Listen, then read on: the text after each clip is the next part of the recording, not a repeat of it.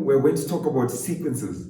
But before we start, please make sure that if you're new to my channel, you hit the subscribe button and turn on the notification bell so that you don't miss out on any new videos. So before we start, what I would like you to know is that we should be able to identify coefficients of an equation. So now say we've got an expression like this, minus 80x squared plus 200x minus 100, right?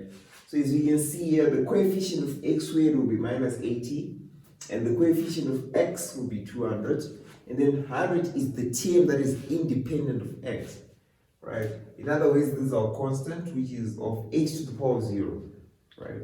So as well, we should be able to find the nth term. So finding the nth term here, we start off by identifying the common difference, right?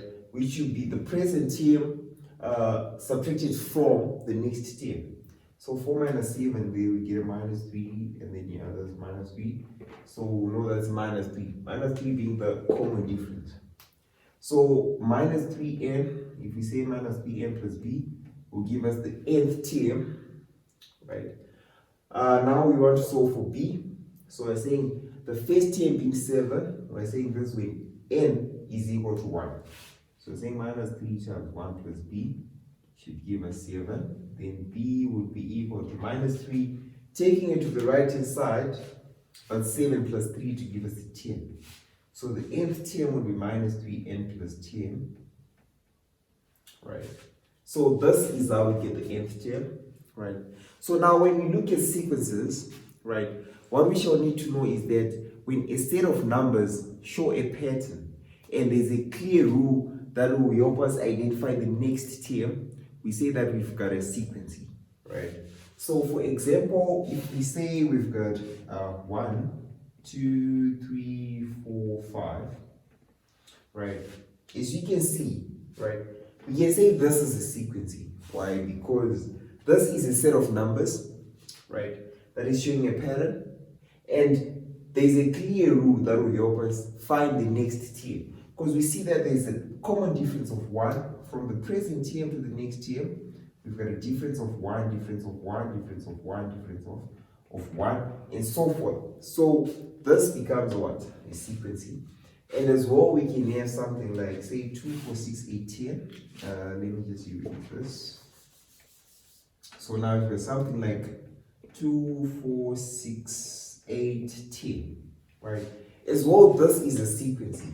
Why? Because this set of numbers is showing a rule that will help us, a clear rule actually, that will help us find the next term. So as you can see, from the present term to the next term, there's a common difference of 2, 2, 2, 2, 2, right?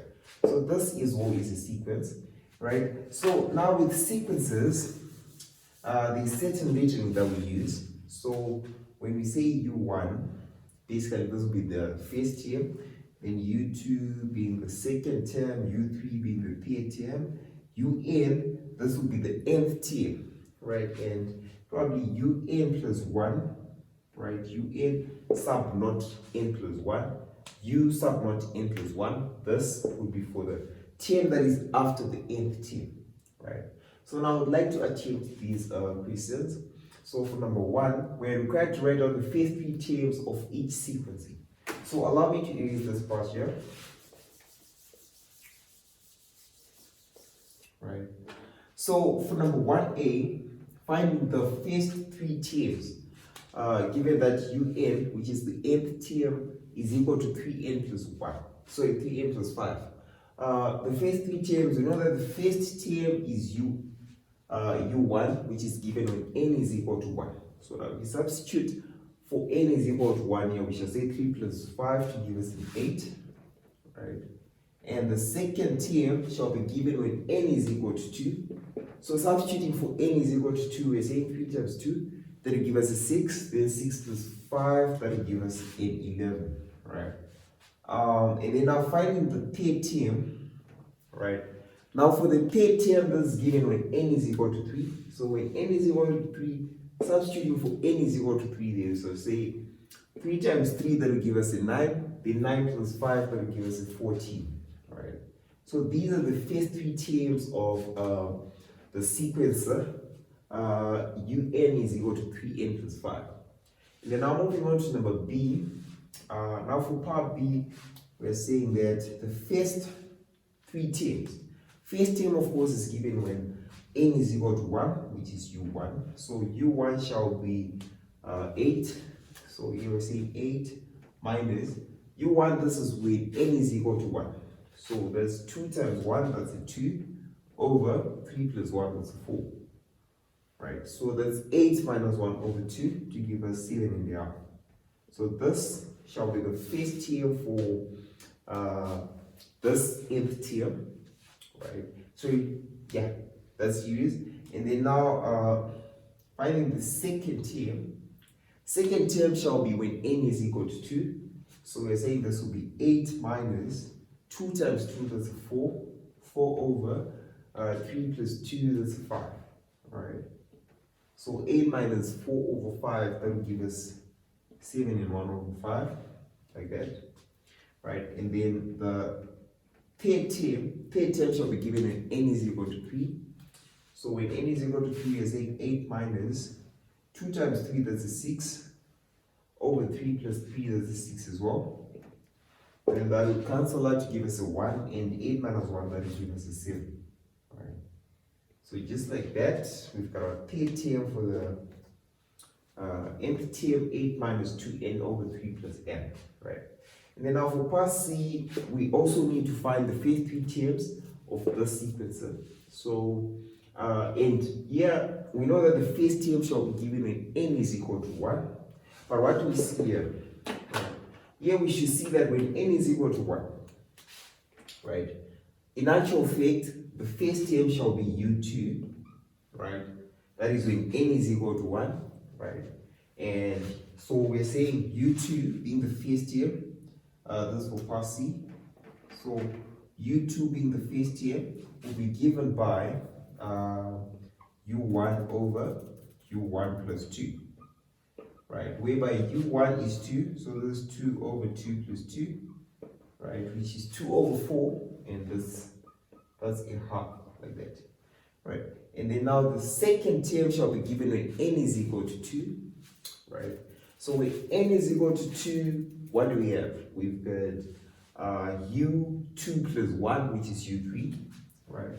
So u3 is equal to u2 over u2 plus 2. But what is our u2? Our u2 is 1 over 2. So we're saying 1 over 2 over 1 over 2 plus 2, right? Which is 1 over 2 over 5 over 2, which we can simplify to 1 over 2 times 2 over 5. Then when this and this cancel, we get our answer is 1 over 5. So this is u3, that happens to be the second term. And now the last term, the third term, right? Third term is given when n is equal to 3, right? So when n is equal to 3, what do we have? We've got, where should I write this? Okay, allow me to erase this part, right? Alright. So when n is equal to 3, we've got u4, right? So u4 is equal to u3 over u3 plus 2, right? Which is equal to what? This is equal to our u3 being 1 over 5. We're saying 1 over 5 over 1 over 5 plus 2, right? Which is 1 over 5 over 2 and 1 over 5, that's 7 over, that's 11 over 5, right? 11 over 5, like that. And we can simplify this to 1 over 5 times 5 over 11, right? Which will give us 1 over 11. Right? So this will be the third term. So these are the first three terms, right? 1, 2, 3. These are the first three terms of the sequence un plus 1 is equal to un over un plus 2, right? Then I'm moving on to number 2. So allow me to use this part here.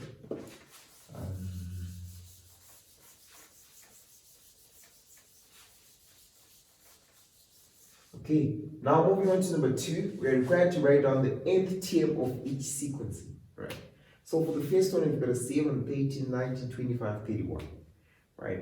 And of course, our first step would be to identify the common difference, right? Which is the difference between the next term and the present term, right? So we're saying that here for 7, 13, 19, 25, 31, right? 7, 13, 19, 25, and 31, right? Here the difference is 6, sorry. So there's a 6, 6, 6, and then 6. So 6 being the common difference here. By saying 6n plus b should give us the nth term, right? And n being 1, standing for the first term, right? First term being 7, this is when n is equal to 1. We shall now say 6 times 1 plus b should give us a 7, which means b is equal to 7 minus 6, which is 1. Therefore, the nth term for this sequence would be 6n plus 1, like this. Right, and now if you wish to prove this is the first, second, third, fourth, let's try and prove for the fourth term. This is when n is equal to 4. Shall say 6 times 4, that will give us 24 plus 1 to give us 25. Right, and then I'm moving on to the second sequence. You've got 1 over 2, 1 over 3, 1 over 4, 1 over 5, 1 over 6. So now what do we see with the denominator? So what we need to see with the denominator is that the denominator is increasing by a 1, right? So now what if we start off by doing this? So let's write this: half 1 over 3, 1 over 4, 1 over 5, 1 over 6, right? So we see that here the denominator is increasing by a 1, right? So now we don't necessarily have to work it out, but we can just be grateful here as we see what's happening, right? So now if we say the nth term is 1 over n being the nth term, then plus a 1, right? Since each term in the denominator is increasing by a 1. So for the first term when n is equal to 1, we've got 1 over 2. Second term when n is equal to 2, we've got 1 over 3. Third term when n is equal to 3, we've got 1 over 4, and so forth. So this will be the nth term for this sequencing. And then now moving on to part C. Part C, first of all, is where we identify the common difference. So common difference being the difference between the next term and the present term.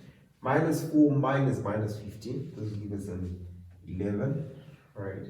And as well, 7 minus 4, that will give us an 11 as well. 18 minus 7, 11. So 11 is definitely the common difference, yeah? So for part C, we're saying 11n, right? 11n plus b should give us the nth term, right? This should give us the nth term. So the first term being 15 minus 15, this is when n is equal to 1. So you'll say 11 multiplied by 1 plus b should give us the first term, which is minus 15. Such that b is equal to minus 15 minus 11, which is equal to minus 26, right? And therefore the nth term, un, will be equal to 11n minus 26, like that. So thus is the nth term for this sequence. And now if you wish to prove, let's say we want to prove with the k term, which is equal to 7, this is when n is equal to 3. We shall say 11 multiplied by 3, that's the 33, minus 26, that will give us a 7. Okay, so this was simply looking at the introduction of sequences to look at how we just come up with the sequences, the nth term. And please feel free to leave a comment, drop a like, and don't forget to subscribe. Thank you.